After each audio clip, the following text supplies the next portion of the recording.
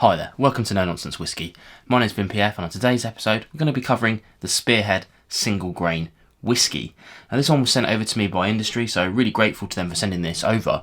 And a little story goes along with this whiskey because I've heard about it. It's been on my periphery for a little bit. I've never really looked into it, is the honest truth.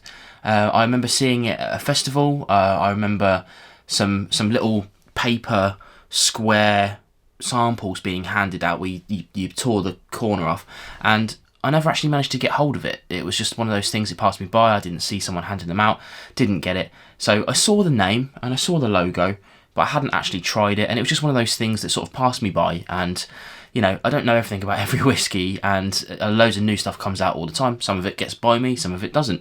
Some of it gets into my inbox and some of it doesn't.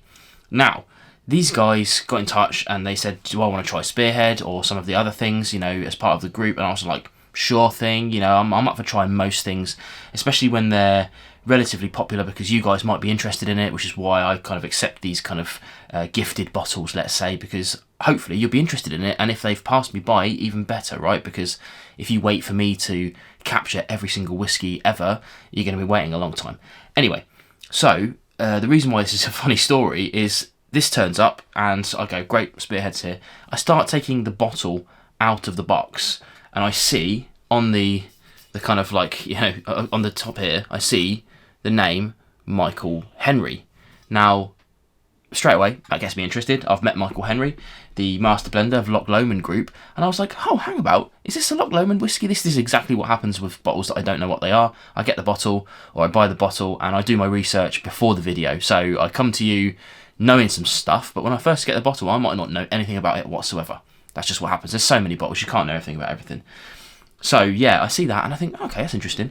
And then down here I see crafted in Loch Lomond. Straight away, I know this is going to be good because Michael Henry doesn't mess around. He knows what he's doing. He's got decades of experience and he makes excellent stuff under the Loch Lomond banner.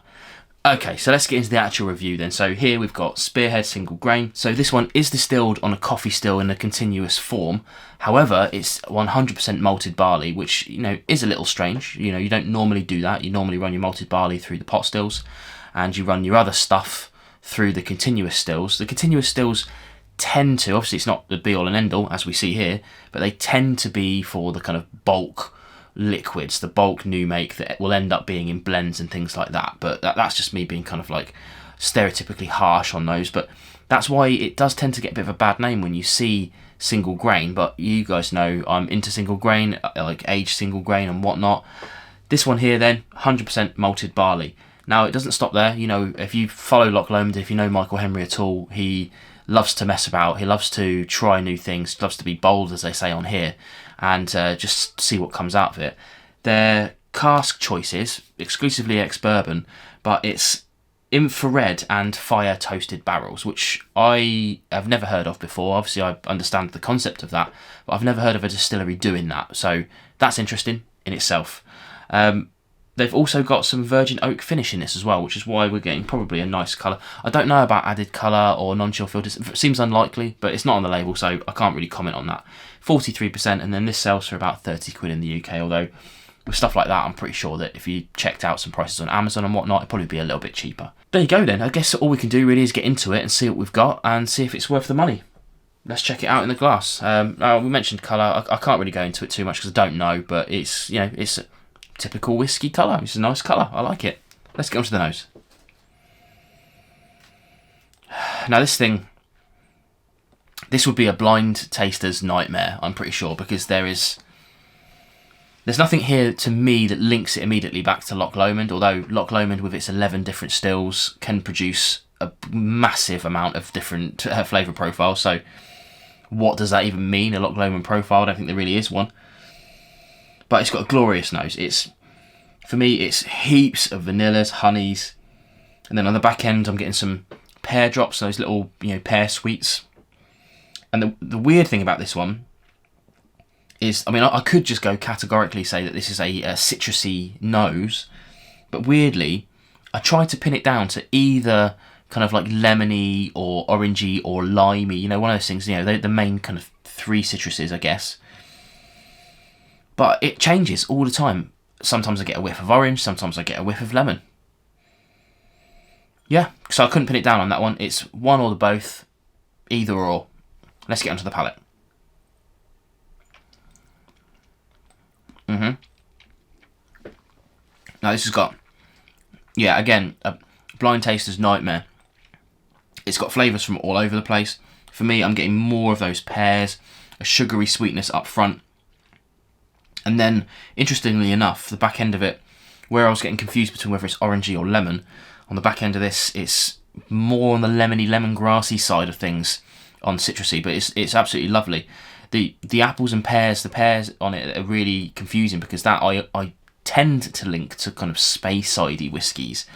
Not exclusively, but in my experience, a lot of Speyside whiskies tend to have that kind of orchard fruits vibe about it. And that's what this has, so I would challenge anybody, apart from maybe Michael Henry, to pick this out of a lineup and say that it was a Loch Lomond or even the Spearhead. It's just, it evolves and it changes all the time. Lovely. In terms of finish, it's medium, it's not huge, but it's nice and warming and nice and spicy. Let's have another little quick sip. Yeah, a lovely whiskey, and I think you probably know where this is going now, right? This is a £30 whiskey, probably cheaper if you look. Absolutely perfect guard whiskey. I'm almost certain that if I checked out their website, that there would be little comments in there about drinking it. You can drink it neat or on the rocks or in a cocktail or something like that, as tends to be with things that are looking kind of outwardly and trying to gain a new audience, which I imagine this is. They're not making a big deal out of this being a Loch Lomond single grain. It's its own brand. It's got their own website, Spearhead Whisky. So I imagine this is designed to kind of appeal to a broader audience. And for me as a whiskey drinker, rather than being part of that broad audience thing, it's perfect as like that guard whiskey vibe. You could buy this and stick it in front of stuff. It looks nice. It's got a nice bottle. Nice Spearhead down the side. Blah blah blah. Big old punt in the bottom. It looks great. It looked great on your shelf. More than happy to have that at the front and protect some of the other stuff. But it's also just really good. It fits in very nicely with a lot of other kind of Loch Lomonds and all the other stuff that they do. The kind of absolutely massive amounts of whiskey that they make. So yeah, for me, if you've managed to try this, then great. Let me know in the comments below. But if this has kind of tipped your edge and made you go and have a look at it, I think it's probably worth it because, yeah, 30 quid. It's kind of next to nothing for a whiskey these days, isn't it? And especially a good one and an interesting one. These will be flavour profiles that you have experienced before, but in a slightly different way. I couldn't tell you how the infrared barrel influences this. I'd love to try the difference between the two. But as a kind of like a person in my day job in the engineering sphere, I love stuff like that. Little bits of weird stuff. Why not? Why not do it? Yeah, all right, you could just carry on with the flame, but why not get the infrared in there and just burn the inside of it? Brilliant. Love it. I'll say cheers to you, and hopefully catch you again on more videos soon.